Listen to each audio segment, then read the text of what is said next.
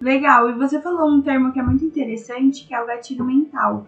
Você pode explicar pra gente o que é isso e como que ele pode se adaptar para os locadores? Claro, perfeito.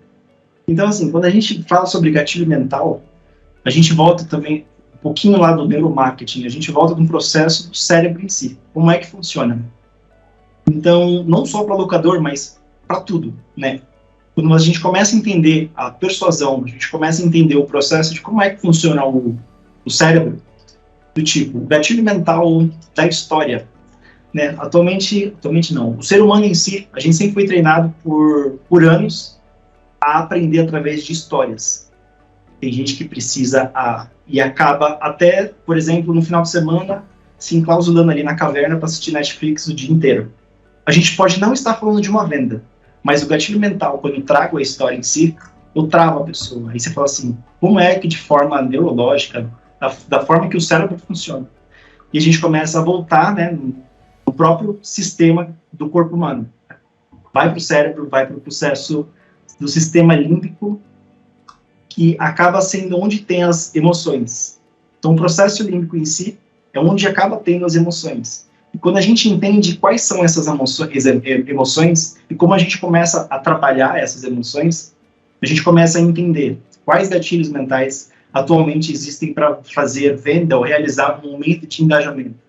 Eu falei da história, mas tem da prova social. Putz, vou começar a colocar os clientes que já falaram sobre a venda da empresa.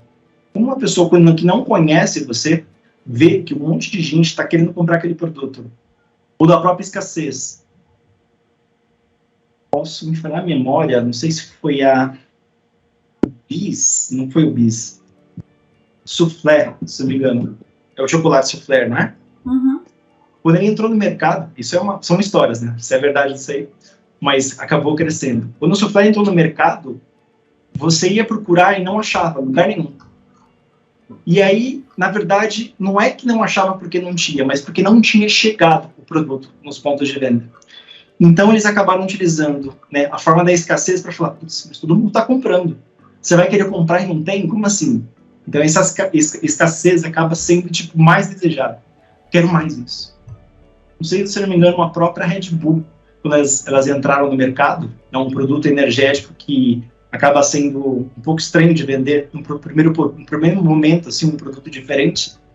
A estratégia deles foram colocar, acho que na Europa, isso, se não me engano, várias latinhas de Red Bull em várias lixeiras.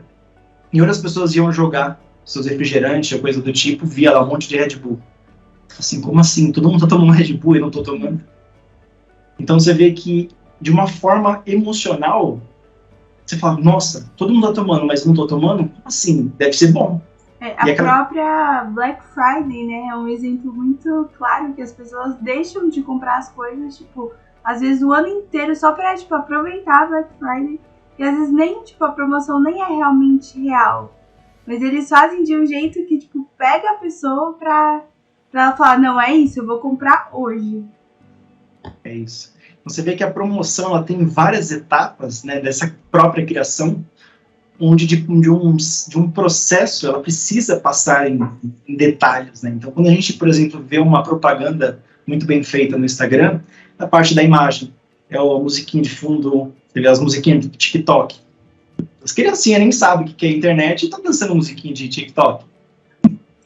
Então, você vê que, assim, a parte auditiva que mexe com a emoção, é a escassez que mexe com a emoção. Se eu pegar, sei lá, uma autoridade, alguém muito famoso falando, acaba comentando alguma coisa, o cara do Facebook, Mark Zuckerberg, fala sobre o metaverso, todo mundo chove lá, precisando criar alguma coisa para o futuro, para metaverso.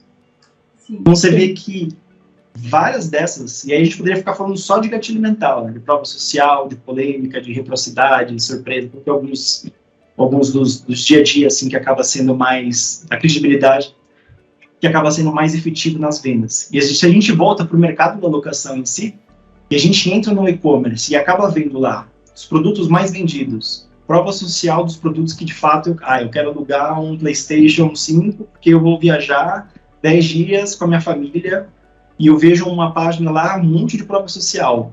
E é uma autoridade, sei lá, que o cara lá um gamer famoso, que eu não lembro o nome, fala que é super top. Tipo, putz, é isso aqui mesmo. E aí eu vou e preciso realizar essa ação. E aí a gente cai naquela, realizar qual ação? De locar, de vender, mas onde? Você tem um site para isso? Tá tudo. Você vê que todo o processo que a gente pensa no anúncio, quando a gente cai para de fato a ação, beleza, faz a locação aí. Tudo isso é destinado a um site. E aí quando a gente acaba não tendo lugar específico para a pessoa realizar uma ação, a gente acaba caindo no Instagram da vida, no WhatsApp, de uma forma jogada de qualquer jeito, e uma das formas do dia a dia que a gente acaba entendendo que os locadores acabam perdendo é essa possibilidade de fazer a locação em si. Sim, é estarem tipo, mais ativo nesse mundo online, né? A gente percebe que tipo, a maioria não tá.